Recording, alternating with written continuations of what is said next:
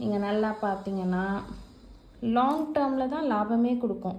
Short டேர்மில் டெஃபினட்டாக நஷ்டம் தான் கொடுக்கும். காயினாக வாங்கும்போது ஃபிசிக்கல் கோல்டு நான் சொல்கிறது, ஃபிசிக்கல் கோல்டுனா நகைகள், காயின்ஸ் என்ன வாங்கினாலும் ஷார்ட் டேர்முக்கு நஷ்டம் தான் கொடுக்கும். அதை நம்ம பார்த்துட்டோம். 3 months 6 months அப்படின்னு விற்றோன்னா டெஃபினட்டாக நஷ்டத்தில் தான் போய் முடியும்.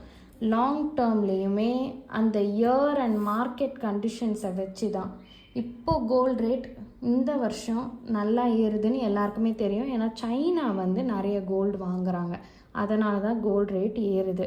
சைனா தான் அதுக்கு காரணம். அதனால் 10% ரிட்டர்ன்ஸ் வருது.